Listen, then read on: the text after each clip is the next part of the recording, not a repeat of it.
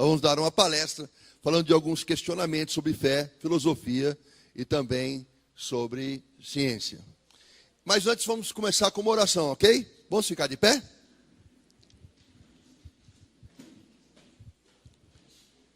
Feche seus olhos, baixe sua cabeça, nós vamos orar. Senhor, meu Deus e meu Pai, Mestre Jesus, o Cristo Nazareno. Nesse momento, meu Deus, nós precisamos da Tua presença. Nós precisamos, Senhor, que o Senhor toque a nossa mente, o nosso coração, que o Senhor tire as amarras de todo entendimento do mundo, de todo impedimento do mundo, de toda semente que o mundo plantou na nossa mente, Senhor. Retira agora tudo que não for teu, sai agora e no nome de Jesus. Coloca teus anjos ao redor dessa igreja, Senhor. Traz à tona todo entendimento, Senhor, da tua obra, da tua presença, da tua pessoa em nossa vida. Nos toca no nosso coração. Pai, para a honra e glória do Teu nome, assim nós oramos e Te agradecemos, em no nome do Pai, do Filho e do Espírito Santo. Amém. Podemos sentar. Pode colocar por favor, o primeiro slide? Bom, como eu estava no hotel, e eu estava preparando o pendrive no hotel, no PowerPoint do hotel, e o PowerPoint do hotel deu problema, então vai estar um PowerPoint pobrinho, mas do jeito que deu para fazer, amém? Uma das questões, bom, primeiro deixa eu me apresentar, né? Por que eu vou falar sobre fé, ciência e religião? Eu tenho uma vida acadêmica, sou formado em filosofia pela USP, biomedicina pela Unicamp, biologia pela Unicamp, tenho mestrado em bioquímica pela Unicamp, comecei, mas não concluí o curso de pedagogia pela Unicamp, pretendo concluir ainda. Comecei também o curso de teologia, mas eu abandonei, porque o curso de teologia que eu estava fazendo estava matando a minha fé.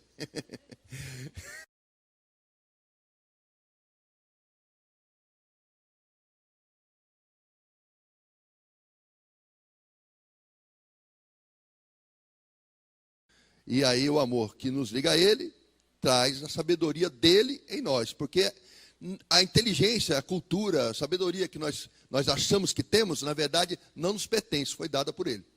Tudo pertence a Ele. Todas as coisas criadas pertencem a Ele, do início ao fim. Ele é o alfa e o ômega, o princípio e o fim de todas as coisas. Então, com muita vida acadêmica, na verdade, eu fiquei 22 anos na universidade e dei aula durante 15 anos em faculdades e cursinhos pré-vestibulares. Muitas dúvidas surgiam na mente minha antes de me converter, e também vi muitas dúvidas surgirem na mente de alunos antes e depois que eu me converti. Algumas, poucas dessas questões eu trouxe aqui para a gente discutir. Eu vou dar uma palestra e assim que acabar está aberto a perguntas, e vocês fiquem livres para perguntar qualquer coisa, ok? Então, a primeira pergunta que apareceu, pode tocar de novo. A primeira pergunta que apareceu é: existe um Criador? Questões existenciais. Da onde eu vim? Por que existo? Para onde eu vou? São 3 perguntas que todo ser humano, numa determinada altura da vida, ele se faz. Afinal de contas, por que eu nasci? Qual o objetivo de eu ter nascido? A vida não é fácil. Desde que você nasce, dói. A vida dói. Quando você nasce, a sua cabeça tem que passar por um espaço chamado vagina. E ela é maior do que a vagina. Esse osso chamado parental, no bebê tem um espaço. Quando um parental se junta ao outro, tem uma sutura dos ossos. É aberto no bebê. Para quê? Para que um osso se sobreponha a outro, a cabeça do bebê se achata para ele poder passar, enquanto a bacia da mãe se dilata. O bebê nasce com dor, porque ele nasce se machucando. Nascer dói. Crescer também dói. Dói os ossos, dói a articulação, dói quando nasce o dente. Quando você está no útero da sua mãe, você está no conforto. Lá dentro tem alimento, tem proteção. Mas assim que você vem aqui fora, sofre. Porque a temperatura sobe, a temperatura desce. Você tem fome, você chora para comer. Você tem sede, você chora para beber. Você sente muitas sensações novas. Em toda a sua infância, você passa por muitos sofrimentos. Você vai mudar de escola? Dói. Você vai começar a aula? Dói. Dói entrar num portão de uma escola e você ver sua mãe no carro indo embora. Dói. Dói para você muitas coisas. Desde que você nasceu, você sofre algum tipo de dor. Existem dois tipos de dores: a dor física e a dor emocional. A dor emocional dói mais do que a física. Então, você fica um dia, quando a sua mente começa a amadurecer, uma pergunta que a gente faz é: vale a pena viver? Por que eu nasci? Porque dói, viver dói, é muito cansativo. E você olha para a sociedade, você vê mal em todos os lados: assassinatos, estupros, pedofilia, maldade de toda a natureza. Aquele amigo que você confiava te trai, o namorado te trai, a namorada te trai, alguém te rouba, alguém que você confia muito abusa de você. Então você se vê numa rede de coisas ruins. Então você começa a questionar a própria existência. Por que eu nasci? Por que eu nasci? Aí, quando a pessoa é jovem ainda, principalmente dos 13 aos 15, 16 anos, tudo é muito intenso. Adolescência, tudo é muito intenso. Aí a pessoa começa com esse questionamento maior e muitos jovens se suicidam. Aquele jogo Baleia Azul, que levou muitos ao suicídio, não é a primeira estratégia de Satanás para levar adolescente ao suicídio. Tem um livro escrito por Jean-Paul Sartre que matou 5.000 adolescentes na Alemanha e ele é proibido lá até hoje. Então o Baleia Azul já existia antigamente, em livros. Hoje se usa a internet. Então o mundo tem uma propensão ao suicídio. Você sabe qual é a coisa mais curiosa que tem? As nações onde você tem menos Deus e mais condição econômica, financeira e intelectual, é onde há maior índice de suicídio. Exemplo, Suécia. A Suécia não tem pobre. O povo não passa fome, o povo todo tem curso superior, o povo tem uma qualidade de vida excelente, mas o povo não tem Deus. E uma das maiores taxas de suicídio do mundo é lá. Por quê? Porque o dinheiro, o diploma, o emprego e o conforto na vida não são capazes nem de impedir que você sofra e nem de responder um questionamento. Por que é que eu existo? Será que eu sou fruto de um acidente? Eu sou fruto do acaso? Qual a razão? Isso chama-se crise existencial, questões existenciais. Depois vem uma outra pergunta: para onde que eu vou? Para onde eu estou caminhando? Quando você é jovem, você não tem muita noção disso, porque você tem uma vida toda pela frente. Você fala 17, 20 anos, não, nem penso, tanto assim no futuro. Mas eu tenho 52. Quando eu olho para o espelho, eu falo, eu tenho 52 anos. Mas peraí, como é que eu cheguei aqui? Foi tão rápido. Aí eu falo assim, quando eu tenho 20 anos, quando tem 20 anos, você fala assim: pô, daqui até 90 é uma vida toda, isso eu nem penso nisso. Mas quando eu tenho 50 anos, eu falo 50, 60, 70, 20 anos. Aí vem 80, estou no lucro. Máximo 30 anos, 35 anos para eu viver. Então eu tenho mais tempo vivido do que para viver. Então eu estou caminhando mais perto do fim. E quando a pessoa da meia idade, que é o meu caso, está indo para a melhor idade, ela começa a questionar se a vida valeu a pena. Será que a vida valeu a pena? O que eu fiz da vida? Será que ela tem um sentido? Para onde que eu vou?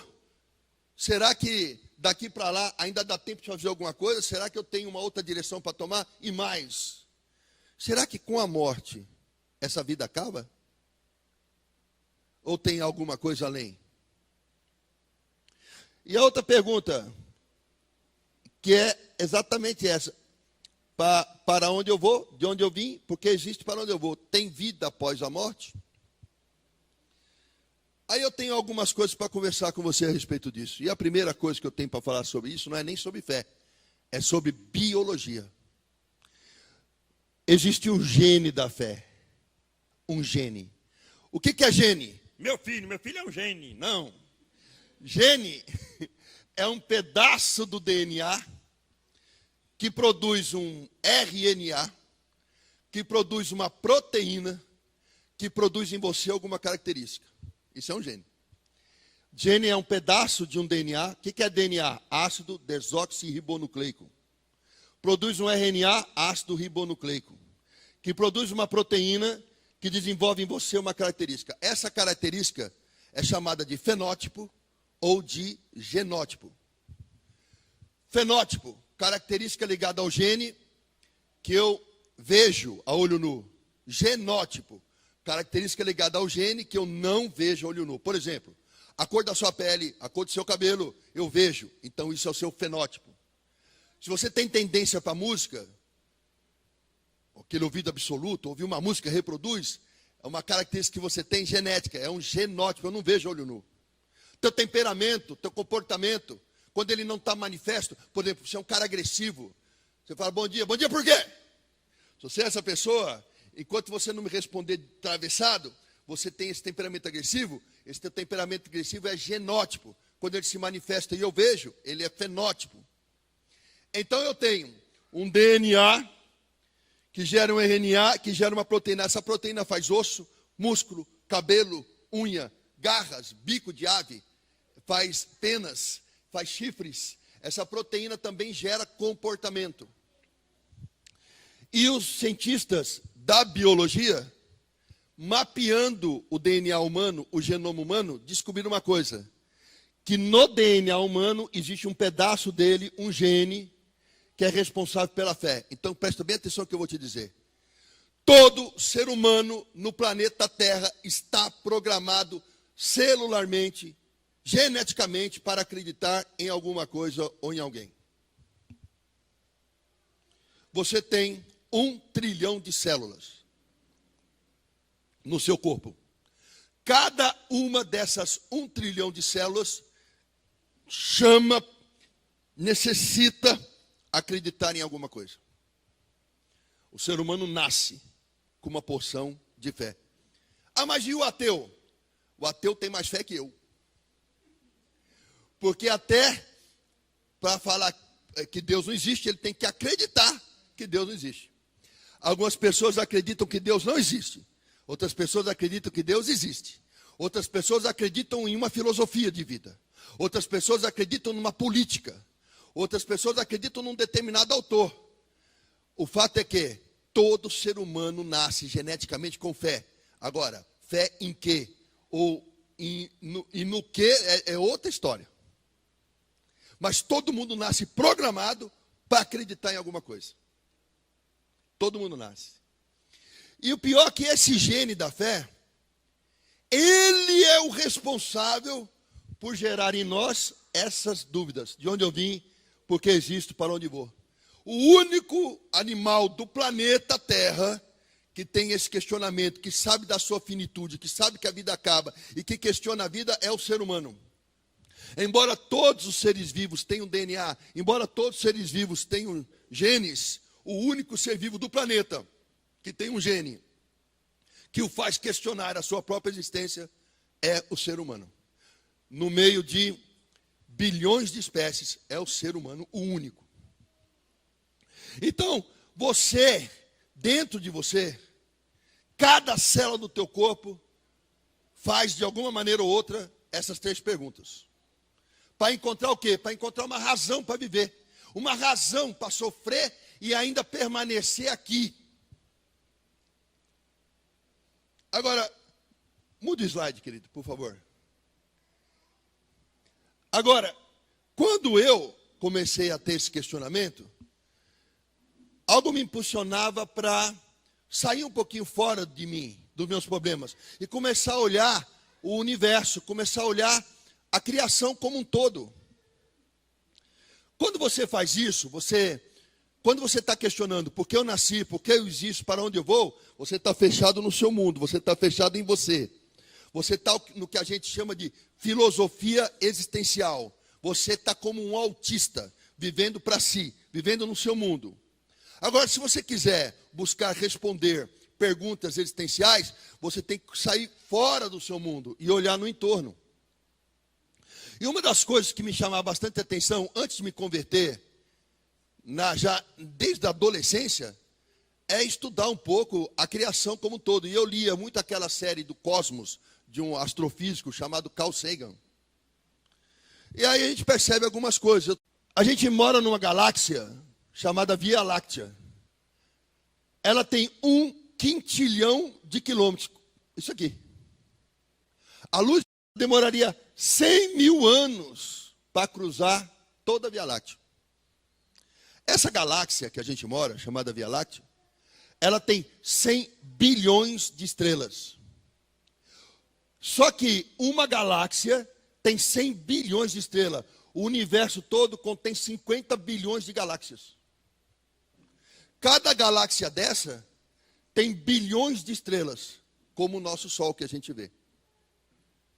E para piorar, como se não fosse grande o suficiente tudo isso, o universo está ainda se expandindo.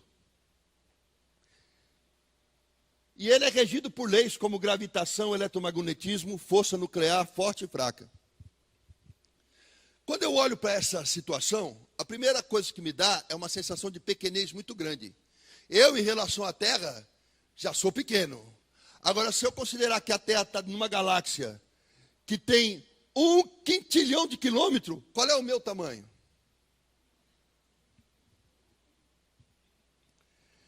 Eu sou literalmente insignificante. É uma poeira no canto da sala. Uma poeira. Um grão de areia na praia. Então, a primeira coisa que você tem que analisar é que, no meio de uma coisa tão imensa, você é pequenininho. Um grão de areia, uma poeira, um nada. Quando eu junto a fé com isso, a primeira coisa que me causou estranheza, que causou espanto, bom espanto, foi que eu li na Bíblia que o universo inteiro cabe na palma da mão de Deus. Que tamanho tem esta mão? Quando eu descobri que na mão de Deus cabe 50 bilhões de galáxias, e eu descobri que só a mão dele é desse tamanho, eu disse, se esse homem que tem essa mão me ama, então estou protegido. O que são problemas meus perto desse homem aí? Desse Deus que se tornou homem, que é Jesus. Nesse Deus maravilhoso. Olha o tamanho desse Deus. Aí eu olho para o tamanho do meu problema. Eu falo, insignificante. Deus é maior. Quando eu me converti, me deu uma sensação de amparo muito grande, que eu achava que tudo era muito problemático, que tudo era muito grande, mas quando eu olhei o tamanho do meu Deus, tudo ficou tão menor, e eu me sinto confiante, me sinto amparado, me sinto protegido. Agora, quer saber de algo interessante?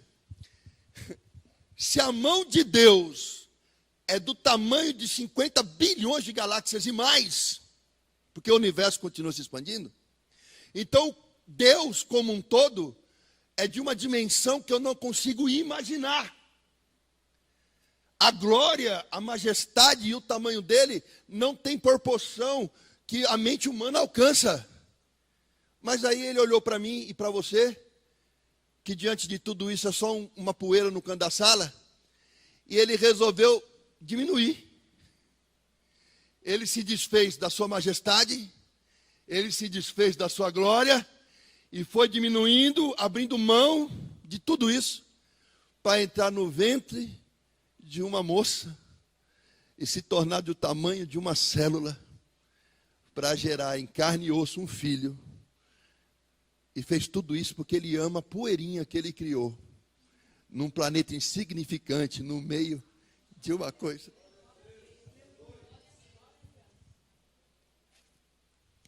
Quão grande é o meu Deus, cantarei quão grande é o meu Deus, todos hão de ver quão grande é o meu Deus.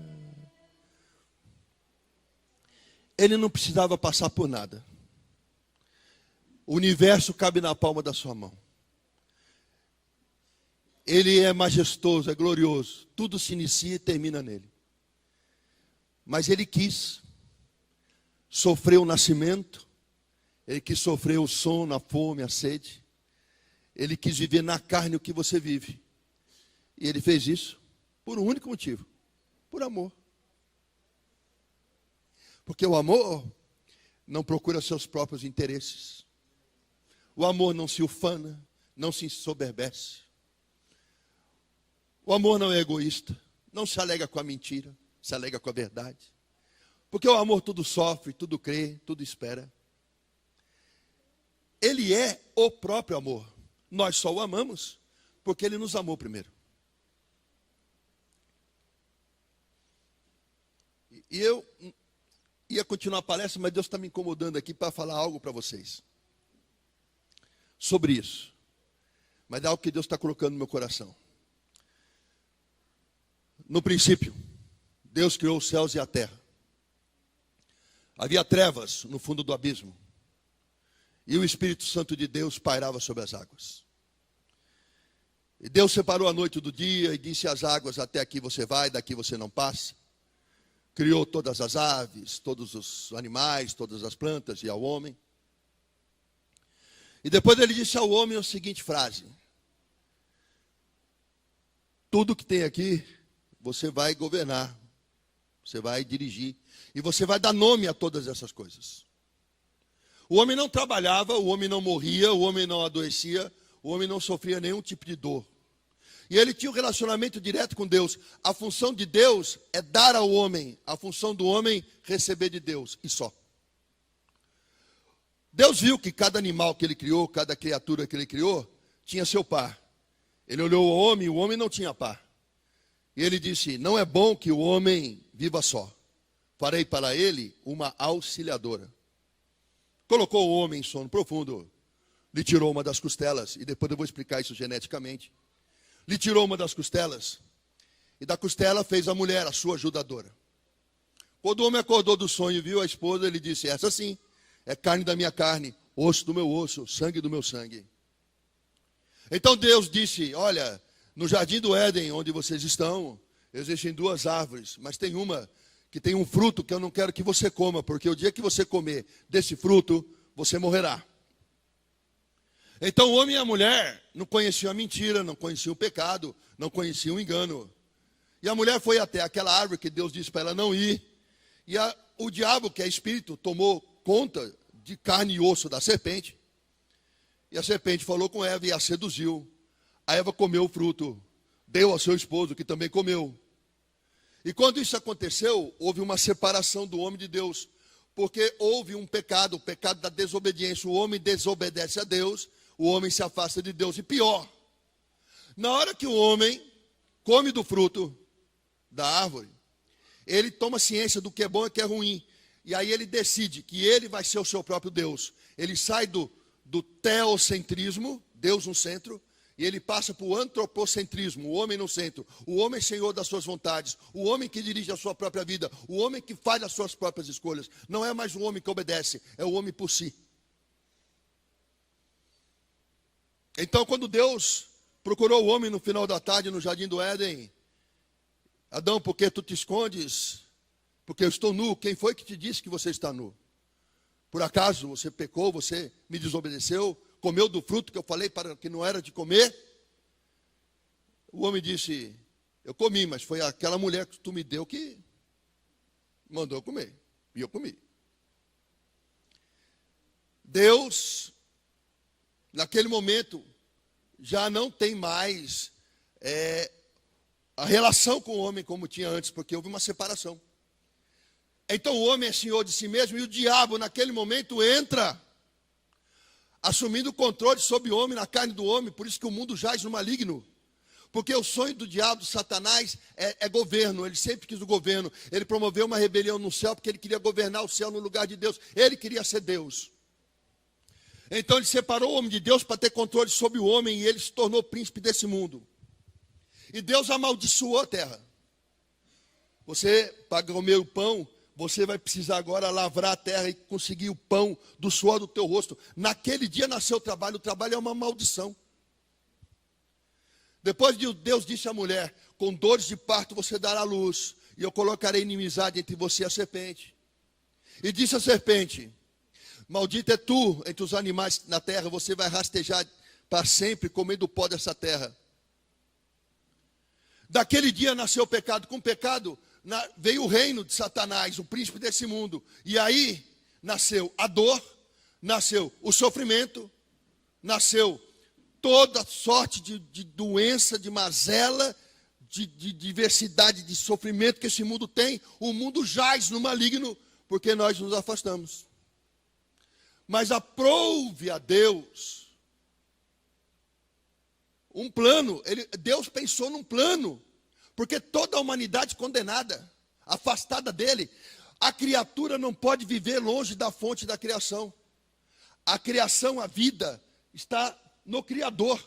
Se eu me afasto do Criador, eu estou morrendo, eu estou sem vida.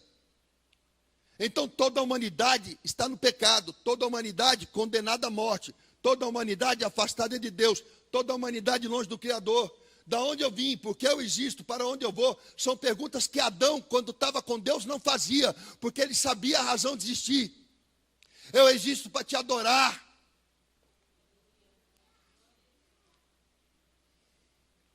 Mas o homem longe de Deus vai adorar quem? A si próprio. Ele se torna um Deus, adorador de si. E como ele é criatura finito, não tem a compreensão de Deus, não chega nem perto disso.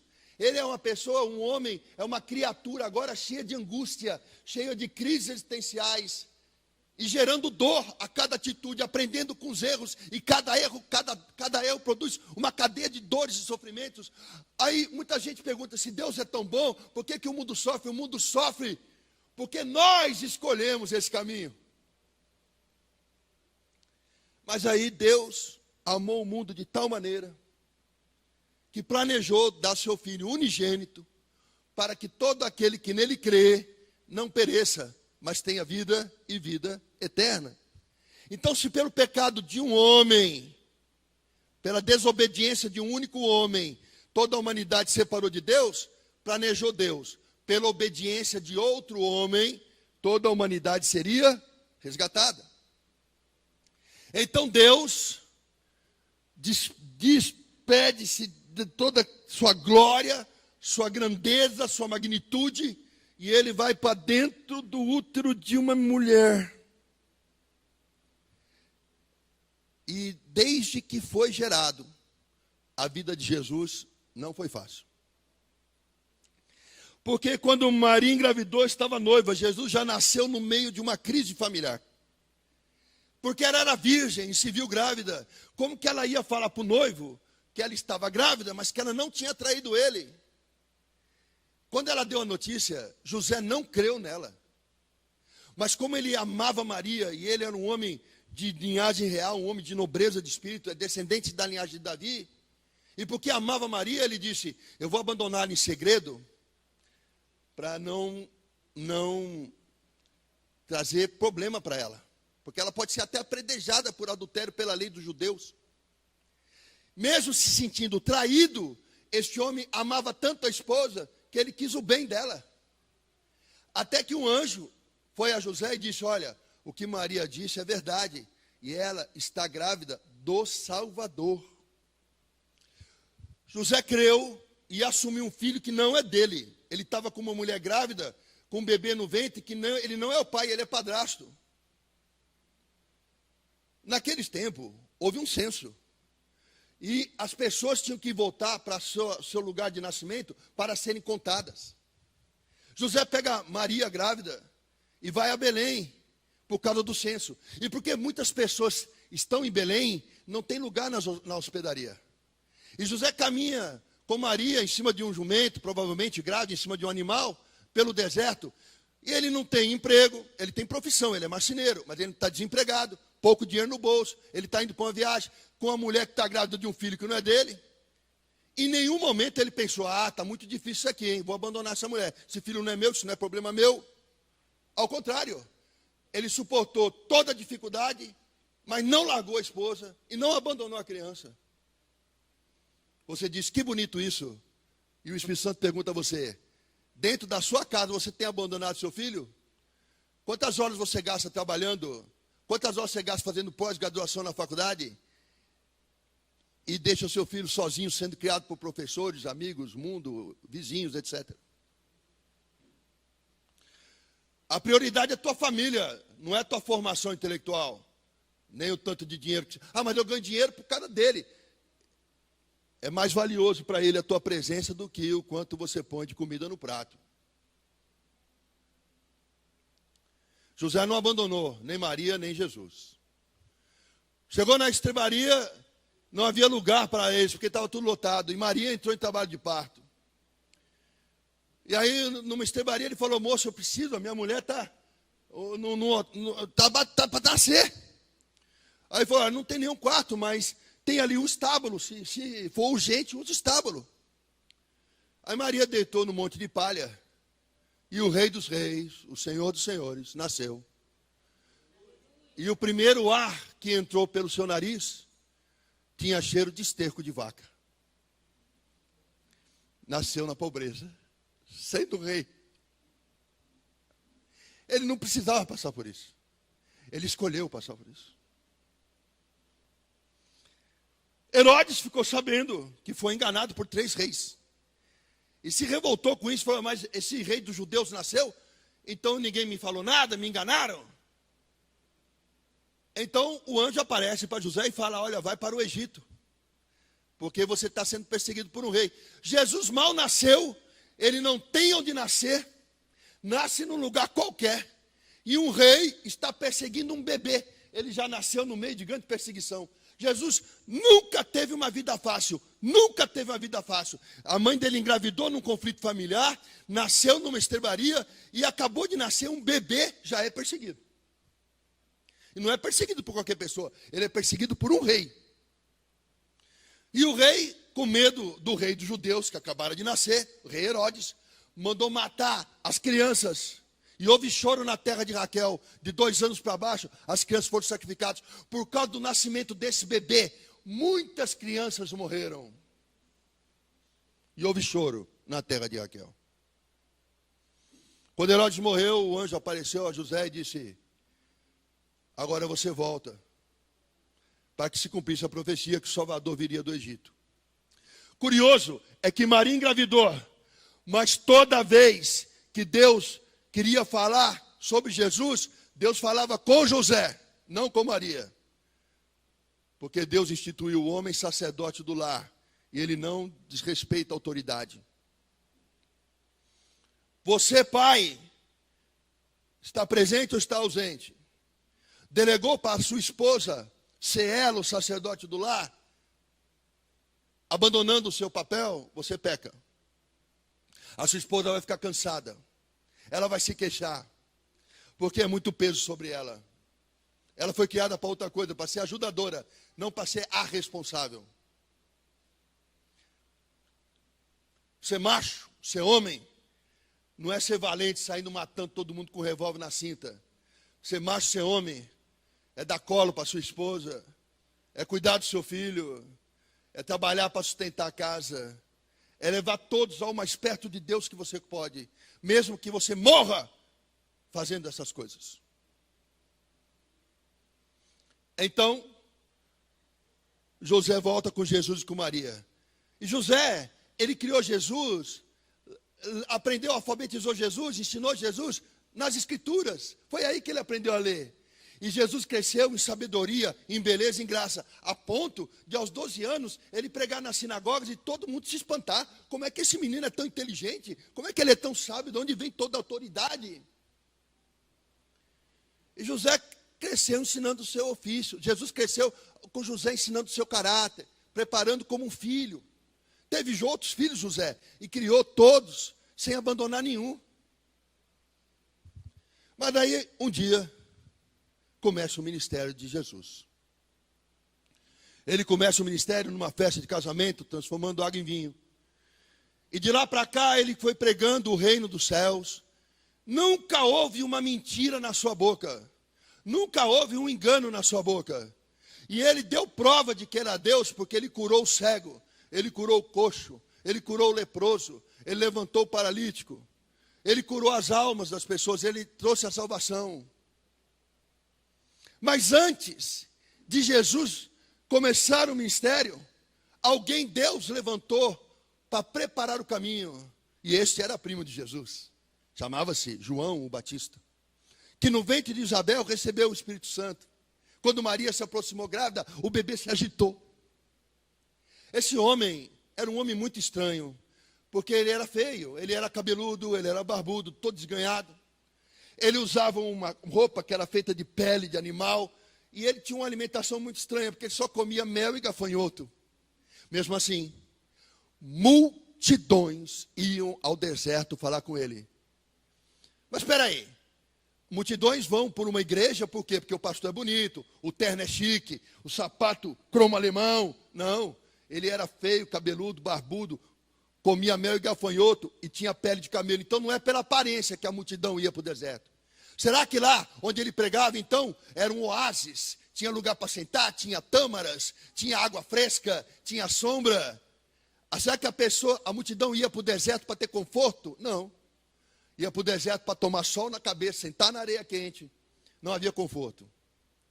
Então, certamente o discurso desse homem devia ser um discurso da doutrina da prosperidade. Vai falar que todo mundo vai ficar rico, vai ser uma benção, né? Vai ter muito louvor, 10 horas de louvor, 5 minutos de pregação, é o que eu quero.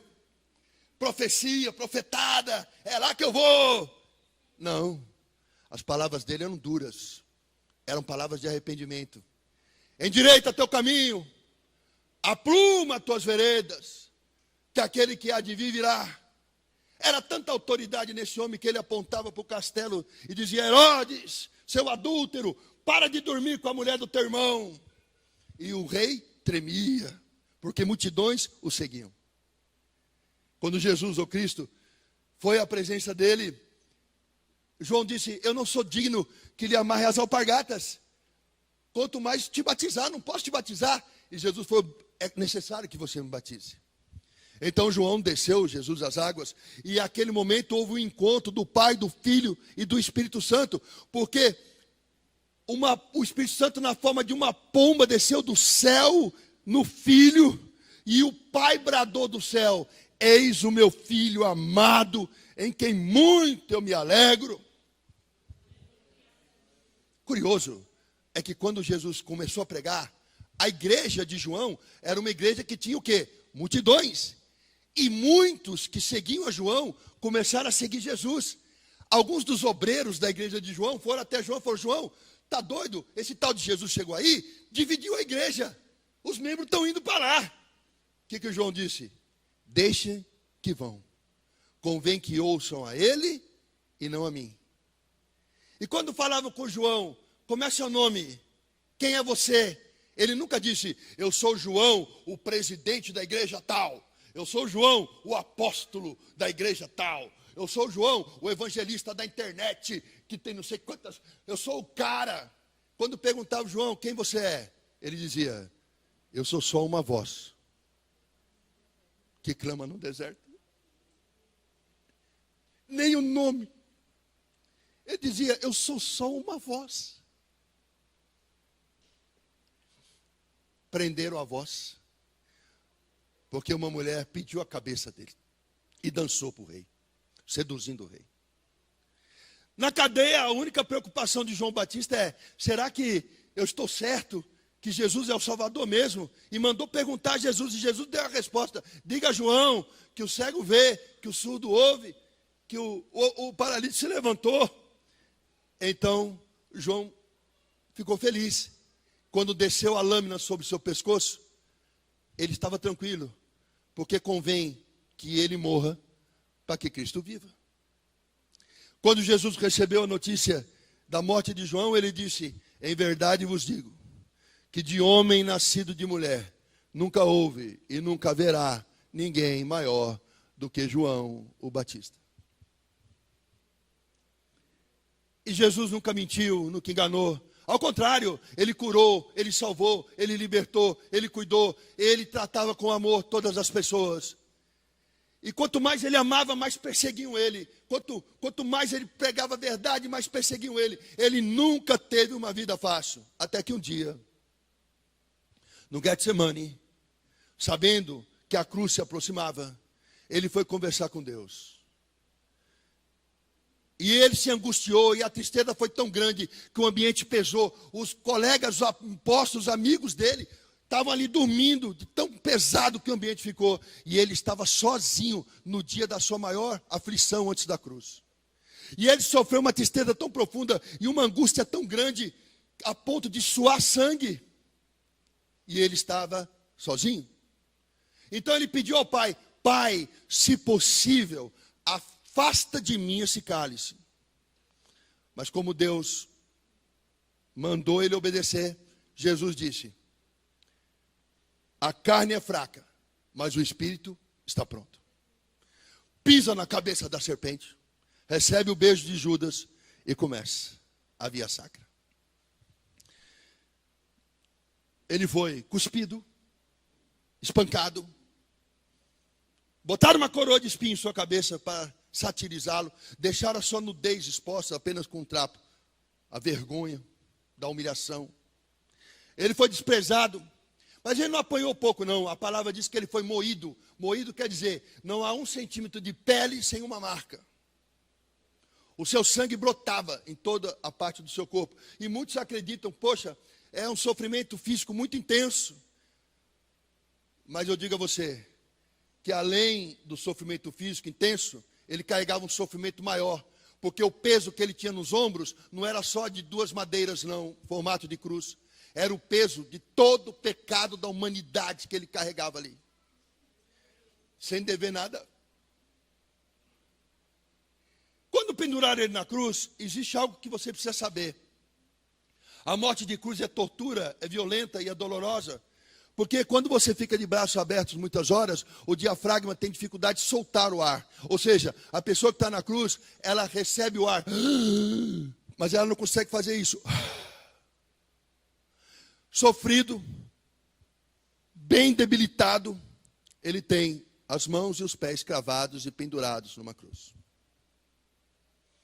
E Jesus está lá. O peito enche de ar, mas não consegue soltar. Então a respiração é...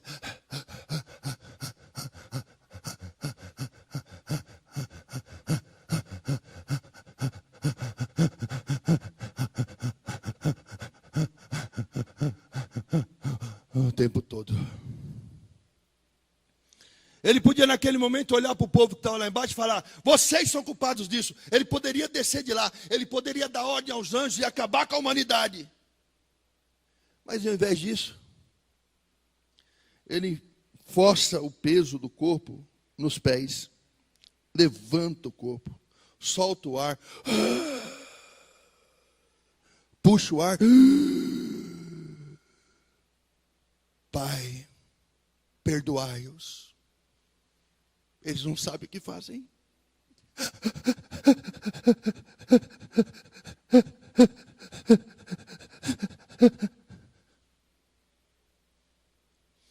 Na dor, ele só sabia amar. Quando todo o pecado do mundo cai sobre ele, o próprio Deus Pai, Yud-Re, Vav-Re, ele não aguenta, ele vira o rosto, porque ali está a tua mentira, ali está a minha mentira, ali está a pedofilia, o assassinato, ali está todo o mal, todo o pecado da geração passada, da dele e da vindoura. O pecado de toda uma humanidade está sobre ele, e Deus vira o rosto. Então, Jesus se vê sozinho, coloca o peso nos pés, sobe. Pai, Pai, por que me abandonastes?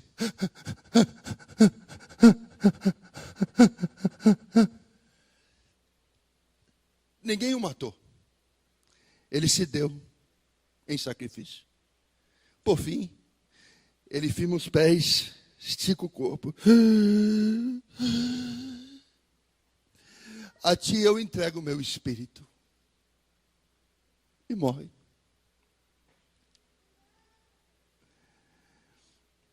E ali, ele deu razão para a minha existência. Porque eu existo para te adorar. Porque você é a única razão de eu viver. Eu existo para te amar, para ser amado por ti. Qual o sentido da minha vida? Glorificar teu nome. Fazer tudo que eu puder na terra, nos meus dias, para pregar o evangelho a todas as criaturas. Para amar como o Senhor amou, incluindo os meus inimigos. Para perdoar quem me ofende. Para abençoar quem me amaldiçoa. Para beijar a face de quem me trai. Para dar a capa a quem me pede. Para andar quilômetros ao lado de alguém que eu mal conheço. Por isso que eu vivo. E para onde eu vou? Para um lugar onde toda lágrima será enxugada, onde não haverá mais dor nem sofrimento. Eu serei chamado de filho e o Senhor de pai. Eu estou de passagem. Então, para você que tem a revelação da cruz, a tua vida é só um sopro. Por que se perder durante a caminhada, já que ela é tão breve, diante da eternidade? Por que crucificar a Jesus de novo, insistindo no pecado, no erro, alimentando a carne e os desejos do coração, em detrimento de um sacrifício maior? Por quê? Qual o sentido disso? Qual a razão da sua existência? Sem Deus. Sem Deus ela não tem sentido.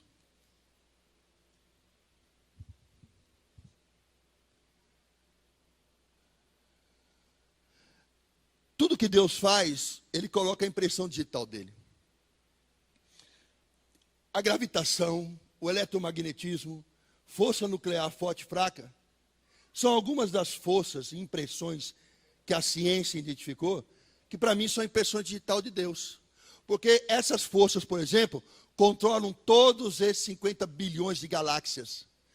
Isso quer dizer o quê? Quer dizer o seguinte, que este universo tão extenso tem um planejamento, tem uma inteligência por trás dele, tem um controle, tem alguém que age para que tudo funcione de forma correta.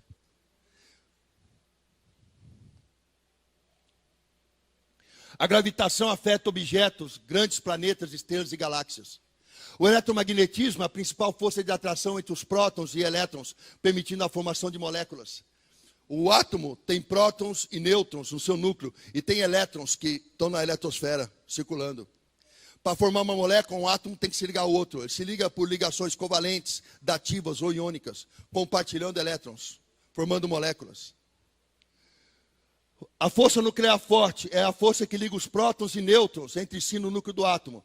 A força nuclear fraca é a força que governa a desintegração dos elementos radioativos e eficiente atividade termonuclear do Sol. A força nuclear fraca é a atração do núcleo aos elétrons. Elementos essenciais à vida não poderiam existir sem a regulagem perfeita entre as quatro forças manifestadas no universo. Só para citar essas quatro forças é o seguinte: o núcleo de um átomo atrai os seus elétrons em 8 camadas, K, L, M, N, O, P, Q, com 2, 8, 18, 32, 32, 18 e 2 elétrons. Se a força eletrostática ali, da atração do núcleo nos elétrons, for um pouco maior ou um pouco menor, esses elétrons aproximariam ou iriam embora. Impediria a formação de uma molécula. Sem molécula não há vida. Quem mantém essa força atuando? A precisão que essa força tem que ter é maior do que o de um relógio suíço. Quem pensou nisso? O acaso? Foi por acaso? A força de gravidade que o núcleo do átomo exerce sobre elétrons é a mesma que se reproduz, por exemplo, numa galáxia, ou num sistema, como o sistema solar, em que as forças gravitacionais mantêm os planetas distantes do Sol naquele espaço certinho. Se a Terra fosse 1 grau mais próxima do Sol, ou mais distante do Sol, a vida aqui seria impossível. Quem mantém essa distância calculada e constante? O acaso? O acaso? Ou tem uma inteligência, um planejamento por trás disso?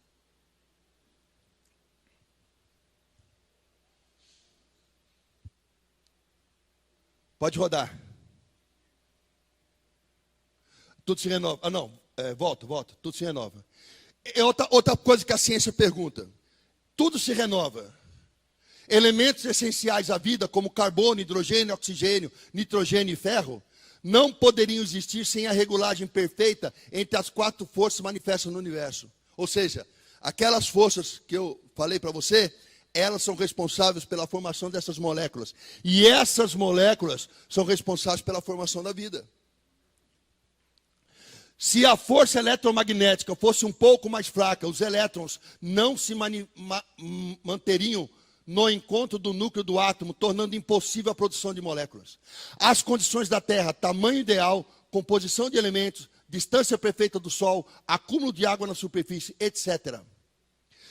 Fred Hoyle, The Nature of the Universe. O Fred é um cientista da universidade. Diz assim: para fugir da questão da criação, seria necessário que toda a matéria do universo fosse infinitamente velha. O que lá não pode ser. O hidrogênio é constantemente convertido em hélio e em outros elementos. Como se dá, senão que o universo consiste quase só de hidrogênio? Se a matéria fosse infinitamente velha, isso seria totalmente impossível. Vemos assim que, pelo que o universo é, a questão da criação não pode ser ignorada. Isso quer dizer o seguinte: esse cientista está dizendo o seguinte, Hoyle, está dizendo o seguinte: se o universo fosse criado do acaso, as coisas envelheceriam. Mas o que a gente observa? Que tudo é renovado. Tudo acaba e recomeça, acaba e recomeça. Isso só pode ser compreendido com a ideia de um Criador. Se a coisa acontece por acaso, ela tem início, meio e fim. Como as coisas se renovam, ela não tem fim. Só pode se renovar quem cria. Então se admite o entendimento, tem-se o entendimento de que há necessidade de ter algum criador. Então uma prova de que tem uma mente por trás do universo é que o universo se renova. O universo se renova. Só pode renovar quem é capaz de criar. Fazer de novo. Muda. Origem da vida. Terra primitiva. O que a biologia diz? Que a Terra era um conglomerado de gases tóxicos unidos por um centro de gravidade, vazia de vida e sem forma. E bate com a Bíblia isso aí. Daqui a pouco o planeta Terra está rodando no universo e ele está dissipando calor, ele está esfriando. Aí se cria no entorno do planeta Terra uma crosta fria, dura, essa que você está pisando, a crosta terrestre. As erupções vulcânicas começam a acontecer e vapor d'água sobe na atmosfera através das erupções vulcânicas. E aí a Terra se vê envolta em nuvens. E tempestades torrenciais varrem a Terra durante milhões de anos. E os ventos sopram a 300 km por hora. E a temperatura do planeta chega a 200 graus Celsius. Aí o livro de bioquímica da universidade diz o seguinte: que ao acaso, exclui a ideia de um criador, ao acaso, carbono, hidrogênio, nitrogênio e oxigênio se encontraram numa pocinha d'água, no meio de tempestade torrencial, no meio de erupção vulcânica, no meio de vento, no meio de tudo. 4 átomos, ao acaso, se encontraram numa pocinha d'água e formaram a primeira molécula orgânica. A chance matemática disso ser verdade é 0,5301%. É mais fácil acreditar em Deus. Isso é como admitir que isso é verdade. É o mesmo que você admitir que um caminhão-tanque invade o Pão de Açúcar, pega fogo, cai da prateleira farinha, ovo e fermento e sai do incêndio um bolo com calda de chocolate. É preciso muita fé para ser ateu. O cara tem que ter fé. Ateu tem mais fé que eu e você. Porque matematicamente o acaso é impossível. Mas eles admitem o acaso como causa. Aí forma-se a primeira molécula orgânica, que no caso é um ácido desoxirribonucleico, um DNA, que faz um RNA, que faz uma proteína, dando origem à primeira célula. Quando nasce a primeira célula, começa um processo de formação das espécies, que a gente chama de especiação. Aí a natureza vai se desenvolvendo, vai se desenvolvendo.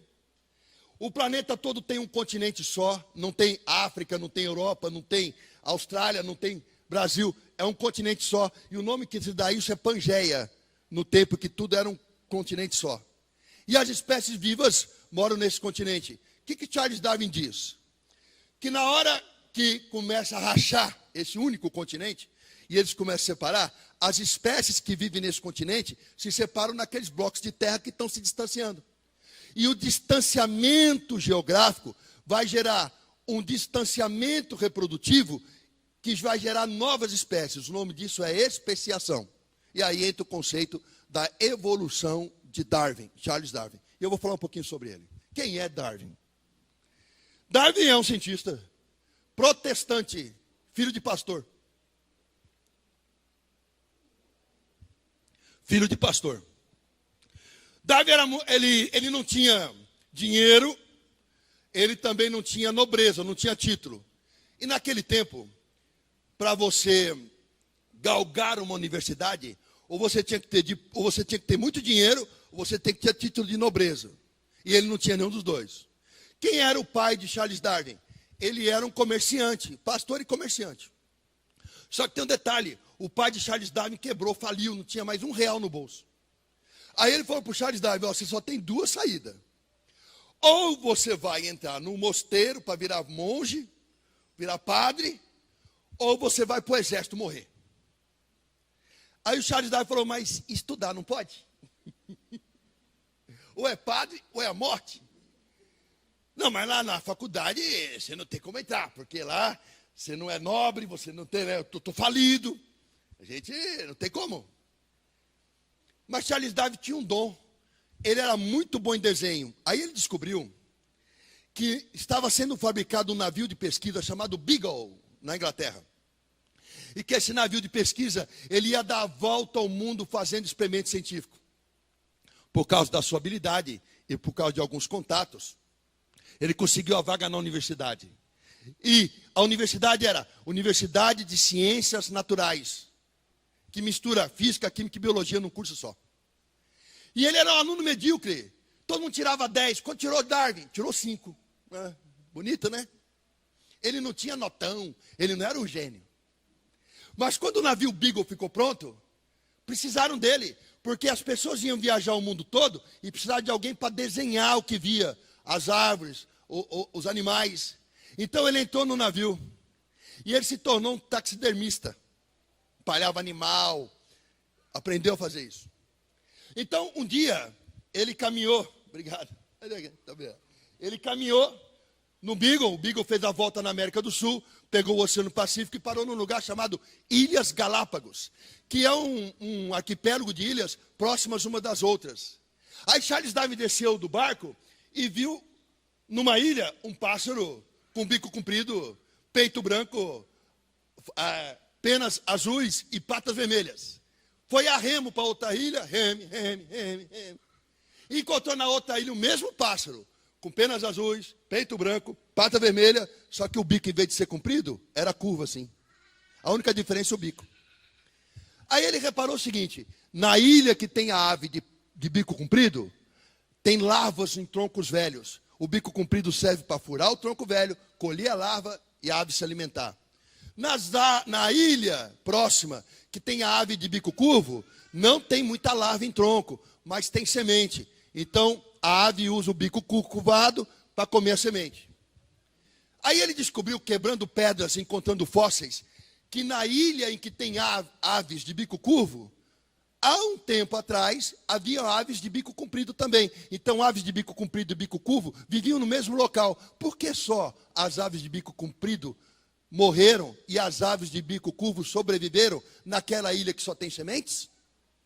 Então Charles Darwin chegou à conclusão que é o seguinte: quando as larvas dos troncos velhos foram extintas, a ave de bico comprido não tinha o que comer e morreu. A ave de bico curvo sobreviveu, porque ela come o quê? Sementes. Então ele chegou à seguinte conclusão: o meio ambiente seleciona o indivíduo melhor adaptado. Aí ele começou a quebrar fósseis e ele começou a descobrir que nos ossos, nos esqueletos de animais primitivos que ele encontrava, que tinha semelhanças. Por exemplo, ele viu que na barbatana de uma baleia tem os mesmos ossos que na mão de uma humana. Carpo, metacarpo, falange proximal, média distal. A barbatana de uma baleia tem uma mão humana. E quando ele começou a encontrar coincidências estruturais em todos os animais, ele disse, o meio ambiente seleciona o indivíduo melhor adaptado. As espécies vão evoluindo. Uma espécie nasce da outra espécie. E elas se modificam por causa da seleção natural. Só que ele era filho de pastor, ele era crente e perdeu a fé. Aí ele escreveu um livro, Origem das Espécies. E sabe o que ele fez com esse livro? Botou na gaveta por 20 anos. Com medo de magoar o pai, que era pastor. Aí, perguntaram um dia para Darwin. Escuta aqui, eu entendi. A ave de bico comprido morre porque não tem larva. A de bico curvo sobrevive porque come semente. Mas peraí, da onde veio esse bico curvo aí? Da onde a ave tinha um bico comprido? Como é que esse bico ficou curvo? Darwin não tinha resposta. Aí nasceu um monge, chamado Gregor Mendel. Mendel, um monge, ele no mosteiro, ele plantava flores. Ele não criava cabra, ele não fazia contabilidade. Ele olhou para o mosteiro e falou, esse mosteiro está muito, muito feio, muito cinza, muita terra, muita neve. Sabe que é uma coisa? Eu vou plantar flores. E ele foi plantar flores. Aí, Gregor Mendel começou a fazer um experimento com enxerto. Ele viu um dia no jardim uma flor branca, muito branca, branca, das mais brancas flores que tinha no jardim. Aí ele olhou outra flor vermelha, muito vermelha, das mais vermelhas flores do jardim. Aí ele pegou um galinho da flor vermelha, fez um talinho assim na flor branca e grudou o talo da flor vermelha na flor branca. O que ele viu nascer? No meio daqueles dois talos, nasceu uma flor cor-de-rosa. Rosa é vermelho fraquinho, é o branco com vermelho. Então ele começou a estudar cruzamentos de plantas de botânica. Até que um dia ele resolveu trabalhar com ervilhas. Por que ervilha? Porque ervilha tem algumas características. Primeiro, ervilha se autofecunda. A flor da ervilha, faz de conta que eu sou uma flor de ervilha. Aqui em cima tem o pólen. Aqui dentro tem o ovário. A flor, ela é um órgão sexual completo, masculino e feminino ao mesmo tempo. Então eu sou uma flor de ervilha. Bateu o vento, o pólen cai dentro do ovário e fecunda a flor, ela fica grávida dela mesma. Então não foi um beija-flor que levou, não foi uma abelhinha que levou, não foi o vento que levou o pólen para fecundar outra flor. Ela se auto-fecunda. E se uma planta se auto-fecunda, tem a segunda característica, ela gera descendentes sem mistura genética. Se nascer verde é verde, se nascer amarelo é amarelo. Ah, mas se amarelo é verde. Não, é amarelo, verde é verde. Se nascer lisa é lisa, se nascer rugosa é rugosa. Então ele consegue controlar o nascimento das ervilhas.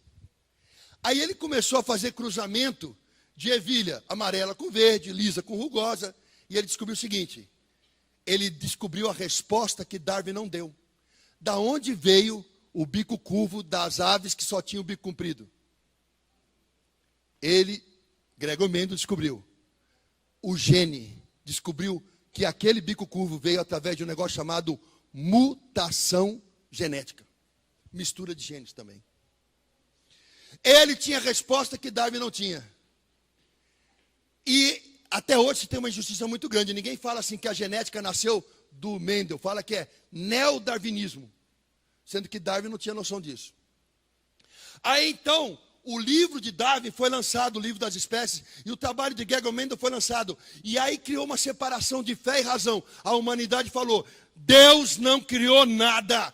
Deus não existe, porque Darwin provou que a evolução, ela é real. O meio ambiente seleciona o indivíduo melhor adaptado. E Gregor Mendel disse que essa adaptação é gerada por uma mutação ou cruzamento de genes. Descobriram o gene. Então disseram assim, o ser humano não foi criado por Deus. Ele veio de algum animal. E quando você ouve falar aí que o homem veio do macaco porque Charles Darwin disse isso, Charles Darwin nunca disse isso. Se você ler o livro das espécies, ele nunca disse que veio do macaco. macaco. Ele diz que o homem vem de uma espécie animal, ainda por ele não definida. Concluiu-se que é o macaco com os anos, porque se encontra em estruturas ósseas semelhantes, muito semelhantes ao humano. Então a humanidade se separou. Os caras falam, quem é crente é idiota, quem crê em Deus é burro, analfabeto e não sabe de nada. E uma outra parcela da humanidade disse, a ciência superou a fé. Para combinar, para piorar, na Idade Média, havia um desconforto muito grande na Europa, no mundo conhecido.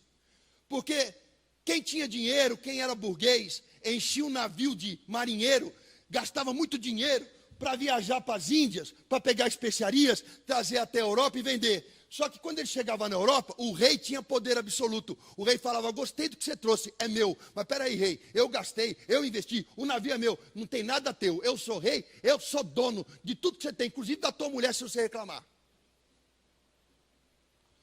E quando o povo, sendo roubado pelo Papa, pelo rei, foi ao Papa, escuta aqui, igreja, você não vai me defender, não? A igreja e a burguesia não, a igreja e a nobreza, elas tinham o quê? Associação. E a igreja botava medo no burguês e botava medo na tripulação do barco. Olha, não vai com ele não, a terra é plana, você vai cair no abismo. Olha, não vai com ele não, vai sair um dragão do mar e comer essa caravela. E prejudicava o negócio do burguês. Aí o burguês falou assim, peraí, eu estou sendo prejudicado pela igreja, eu estou sendo prejudicado pela nobreza e eu tenho dinheiro, quer saber de uma coisa? Eu vou financiar a ciência. Aí o burguês investiu dinheiro na ciência, e a ciência desmoralizou o padre, porque o padre dizia que a Terra é o centro do universo, veio um cientista e falou que não era. Dizia que a Terra era plana, veio outro cientista, colocou o ovo em pé dizendo que não era. Então a ciência foi quebrando os dogmas da igreja. Os mais pobres, os mais humildes, quando viram que aquilo era mentira, e eles eram oprimidos pela igreja e pelo Estado, eles falaram assim, poxa, o padre está mentindo para mim, então nada disso é verdade. Se rebelaram contra o padre, se rebelaram contra a nobreza, derrubaram a Bastilha, e a Revolução é francesa. Decapitaram a Maria Antonieta, decapitaram os padres, e o povo assumiu o poder. E os burgueses financiaram a ciência. Quem foi que subiu ao poder? Os filósofos existencialistas, os iluministas, Voltaire, entre outros. E aí a fé se separou da razão. E todo aquele que crê em Deus é um idiota. E todo aquele que não crê em Deus é sábio. Até que a ciência evoluiu. Chegamos em 2017. Concluímos o projeto Genoma, e aí vem umas perguntas que traz a fé de volta. Darwin, se o meio ambiente seleciona um indivíduo melhor adaptado, como é que eu pego o fóssil de uma bactéria mixótrofa, da origem da vida na Terra, e comparo com as bactérias mixótrofas de hoje? Elas são iguaizinhas, elas não evoluíram? Ô Darwin, como é que eu pego um fóssil de uma barata de 100 milhões de anos atrás e comparo com uma barata na minha casa hoje? A única diferença é uma cerda a mais na pata traseira. Ela não evoluiu? Ô Darwin, cadê o elo perdido? Se as espécies vêm evoluindo umas das outras, tem que ter um fóssil, um esqueleto que mostra a transição. Por exemplo, se o homem veio do macaco, tem que ter um esqueleto que é meio homem, meio macaco. O elo perdido não existe nem na espécie humana e não existe em nenhuma outra espécie animal. E quem descobriu isso? Um neo-darwinista ateu, alemão, prêmio Nobel de Biologia, Joseph Meyer, que escreveu um livro chamado A Caixa Preta de Darwin. E o Joseph Meyer, ateu, termina o livro dizendo assim, a evolução não pode ser explicada por Darwin. A evolução passa por um salto evolutivo, e esse salto evolutivo só pode ser explicado por um milagre. E em cima dessa teoria de Joseph Meyer, fizeram um filme, X-Men. X-Men vem desse livro. Aí a ciência evoluiu, aí a genética criou. Daqui a pouco vamos fazer o genoma humano, fizemos. Vamos fazer o genoma do macaco. E descobrimos o quê? O macaco e eu temos 97% de genes iguais. A única diferença de eu para um chimpanzé é 3%. Será que é por isso que eu como banana? Não. Minha mãe não tem tanto pelo assim. Agora, olha só. 3% é a diferença de você para macacachita. Sabia que eu tenho que fazer mais depilação? Né? Uma vez eu vi no outdoor em São Paulo: se seu marido acordou com a macaca, depilação Mona Lisa.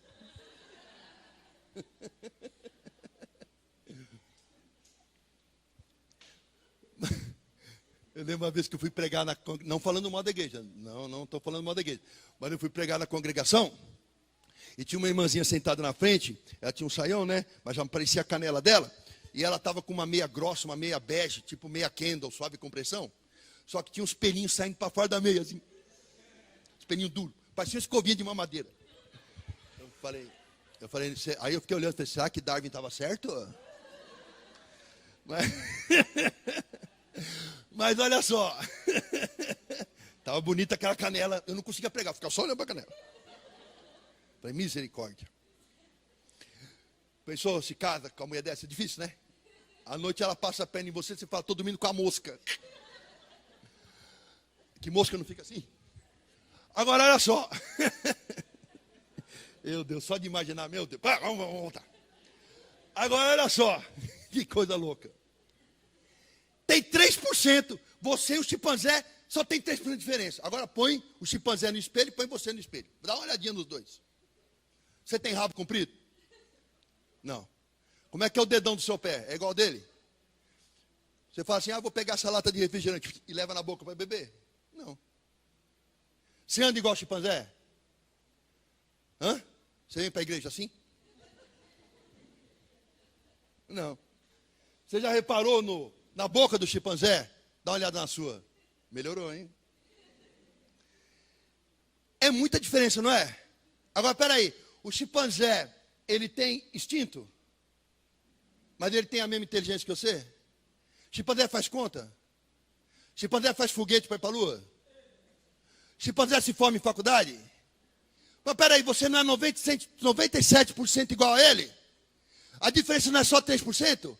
Pois a biologia não tem explicação para isso. A biologia diz o seguinte: 3% de diferença genética não explica toda essa distância fenotípica.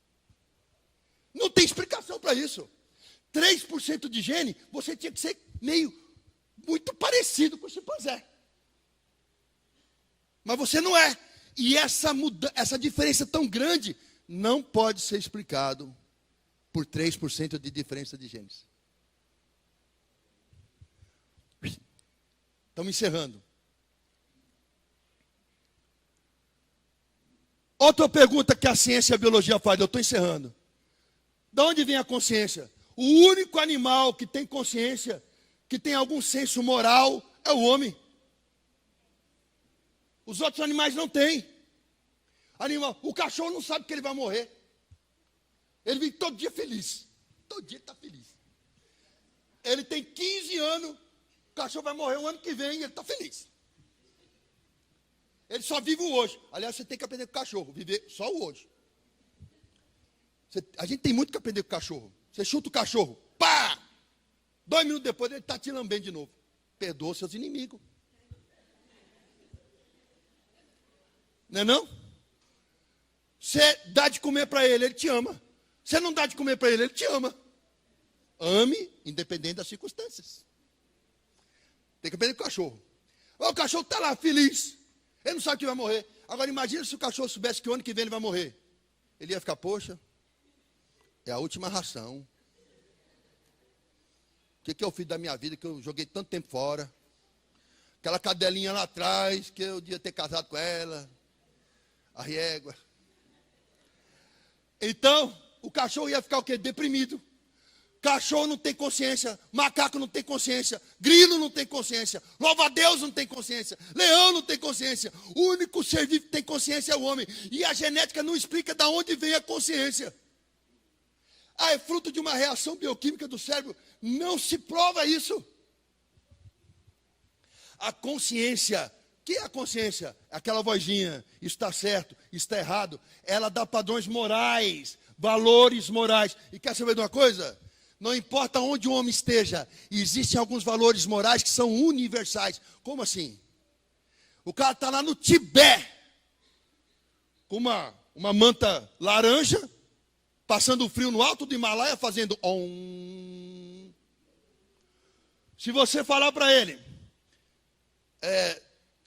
dorme com a sua filha. Eu falei, eu não posso fazer isso. Se você falar com um brasileiro, dorme com a sua filha, ele vai falar, não vou fazer isso, eu vou estuprar minha filha. Mas espera aí, são valores morais, com dois povos completamente distintos, com religiões distintas, mas tem valores morais que são o quê? Universais. Da onde veio esse conceito? Como que o homem nasce com padrões morais imutáveis, gerando um negócio chamado ética, que é diferente de cultura. Ética são princípios morais aplicados nas relações diárias. Isso é ética. A ética, a consciência e a moral humana só pode ser explicada por uma fonte superior de moral, consciência, inteligência e ética. Como nós viemos dessa fonte, ela se reflete em nós. Por isso, independente da cultura, ela se espalha pelo mundo todo. São princípios inabaláveis.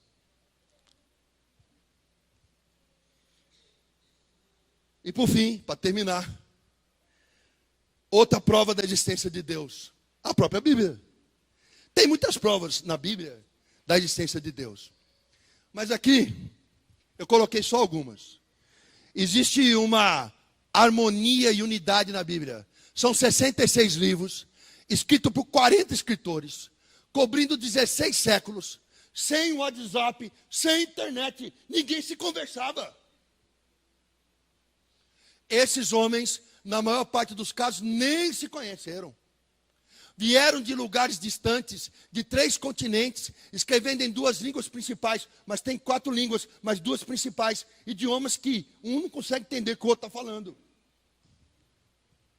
Devido a essas circunstâncias, em muitos casos, os autores nada sabiam sobre o que havia sido escrito. Muitas vezes um escritor iniciava um assunto e séculos depois um outro completava-o. Séculos depois, um outro completava. Quer dizer, um começava um assunto, o outro terminava séculos depois, com tanta riqueza de detalhes que somente um livro vindo de Deus poderia ser assim. Um só Espírito, manifestando-se em diferentes épocas, com diferentes línguas, em diferentes pessoas. Um só Espírito. Qual é a prova que eu tenho disso? O começo, o meio e o fim. Sem contradição, sem alteração. Eu identifico a identidade do autor, não pelo corpo físico de quem escreveu, mas pelo Espírito que o inspira. Outra prova. O cumprimento das profecias. Nascimento, onde? E tu, Belém, Efrata, pequena demais para figurar como grupo de milhares de Judá, de ti me sairá o que há de reinar em Israel, e cujas origens são desde os tempos antigos, desde os dias da eternidade. Por meio de quem? Portanto, o Senhor mesmo vos dará um sinal, e eis que a Virgem concederá e dará à luz um filho que se chama Emanuel. Como e quem? Porque um menino nos nasceu, um filho nos foi dado. O governo está sobre seus ombros, e o seu nome será maravilhoso, conselheiro, Deus forte, Pai da eternidade, príncipe da paz, leão da tribo de Judá, a pedra angular, o Senhor dos senhores, Yeshua HaMashiach.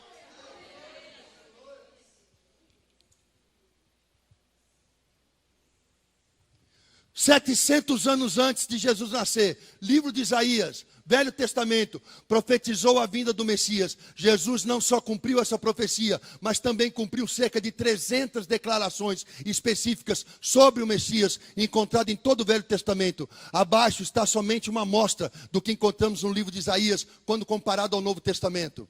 Nascido de uma virgem, profecia do Velho Testamento.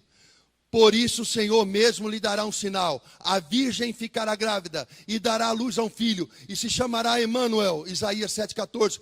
Cumprimento no Novo Testamento. Foi assim o nascimento de Jesus, o Cristo. Sua mãe Maria estava prometida em casamento a José. Mas antes de se unir, achou-se grávida pelo Espírito Santo. Ao acordar, José fez o que o anjo do Senhor lhe tinha ordenado. E recebeu Maria como sua esposa. Mas não teve relações com ela, enquanto ela não deu à luz a um filho. E ele lhe pôs o nome de Jesus. 300 anos depois. Ministério de milagres, profecia no Velho Testamento. Então se abrirão os olhos dos cegos e se ataparão os ouvidos dos surdos. Então os coxos saltarão como servo, e a língua do mudo cantará de alegria. As águas irromperão no ermo e riachos no deserto. Cumprimento no Novo Testamento. Jesus respondeu: voltem e anunciem a João que o que vocês estão ouvindo e vendo: os cegos veem, os mancos andam, os leprosos são purificados, os surdos ouvem, os mortos são ressuscitados e as boas novas são pregadas aos pobres. Morreu pelos pecados da humanidade, profecia no Velho Testamento, mas ele foi transpassado por causa das nossas transgressões, foi esmagado por causa da nossa maldade. O castigo que nos trouxe a paz estava sobre ele, pelas suas feridas fomos curados. Todos nós, tal qual ovelhas, nos desviamos, cada um de nós se voltou para o seu próprio caminho, e o Senhor fez cair sobre ele a maldade de todos nós. Cumprimento no Novo Testamento: eu sou o bom pastor dá a vida pelas ovelhas. Jesus chamou à parte os 12 e lhes disse: estamos subindo para Jerusalém, e tudo o que está escrito por meio dos profetas acerca do Filho do Homem se cumprirá. Ele será entregue aos gentios, e zombarão dele, o insultarão, cuspirão nele, açoitarão e matarão. No terceiro dia ressuscitará. Então Pilatos tomou a Jesus e ordenou que fosse açoitado. Os soldados teceram uma coroa de espinhos e puseram em sua cabeça, vestiram-no com uma capa de púrpura, e chegando a ele diziam: salve, rei dos judeus, e batiam-lhe no rosto. Levando a sua própria cruz, ele saiu para o lugar chamado Caveira, em aramaico chamado Gólgota. Ali o crucificaram. Próximo.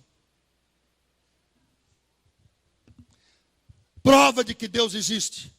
Todas as profecias de um livro escrito por tantos autores que não se conversavam, falando idiomas diferentes, em centenas de milhares de anos de distância. Tem um começo, um meio, enfim, uma lógica. E as profecias ditas há tanto tempo se cumpriram, e se cumprem, e se cumprirão, porque Jesus não é homem para mentir.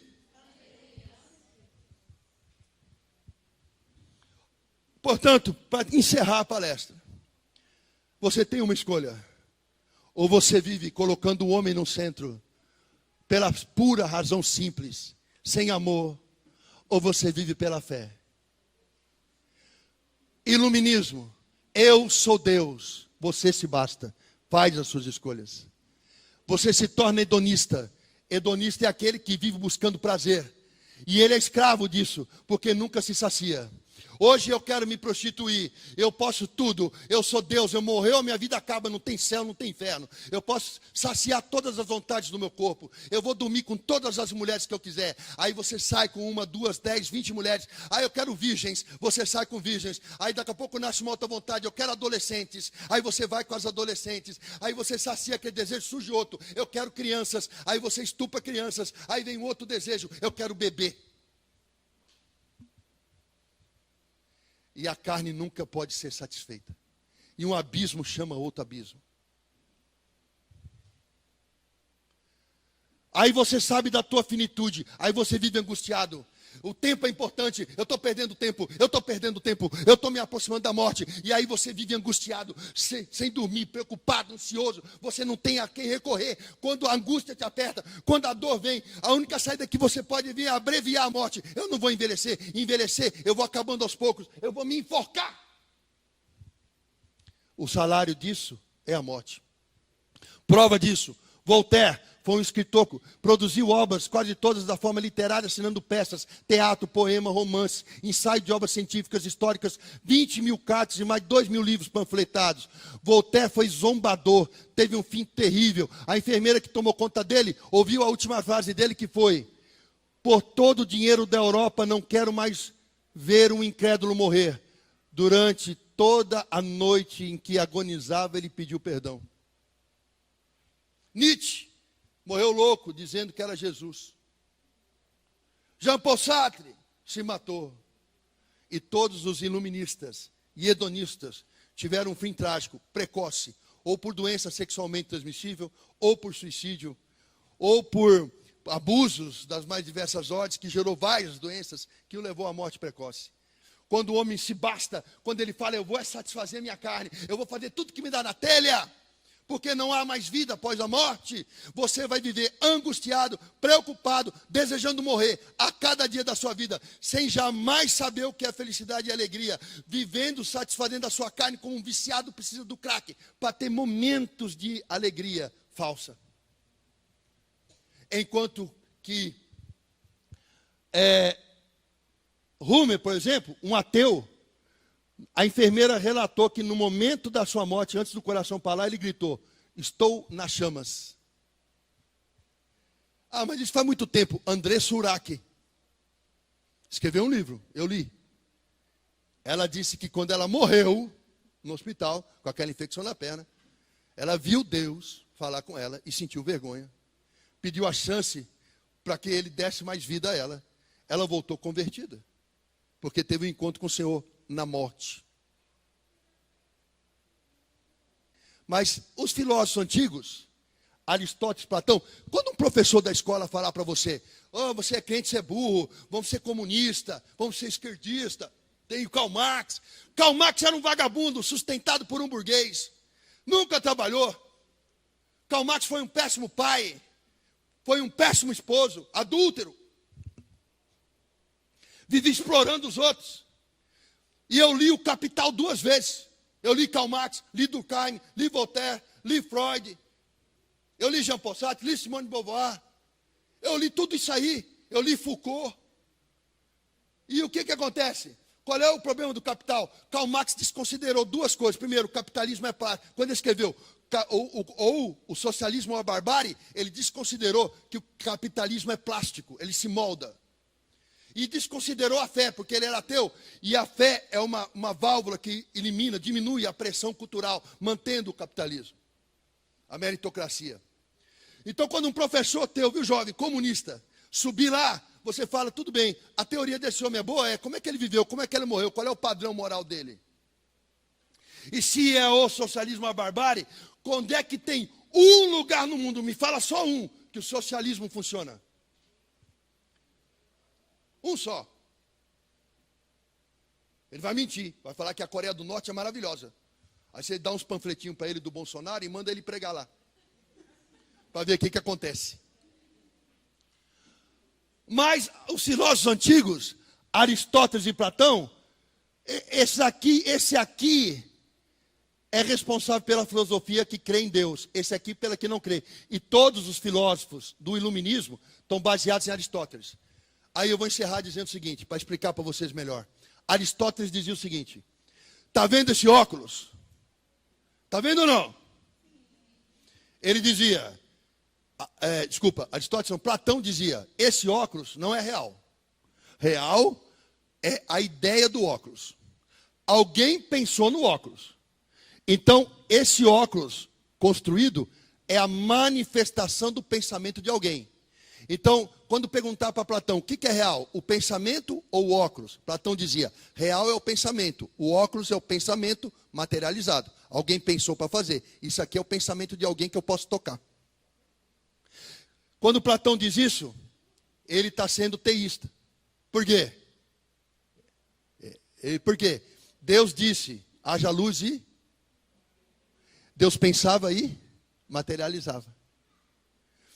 Tudo que existe é materialização do pensamento de quem? De Deus. Deus mandava, a coisa acontecia. Isso é Platão. Aristóteles dizia o contrário. Não. Para mim não é real o pensamento não. Para mim real é o óculos. Tudo que pode ser medido, mensurado, que eu posso tocar, cheirar, sentir o gosto. Isso é real. Então, todo filósofo ateu do iluminismo para cá, ele é aristotélico. E em cima de Aristóteles criou-se o método científico. E o método científico não consegue destruir a crença em Deus, apesar de todo o esforço. Por quê? Ele não consegue, através do método científico, provar que Deus não existe. E também porque a ciência jamais vai conseguir explicar para você por que você nasceu, qual o sentido da sua vida e para onde você vai. E para concluir, eu parafraseio a frase de um grande cientista crente, Isaac Newton, que diz: um pouco de ciência te afastará de Deus, muita ciência aproxima. Deus os abençoe.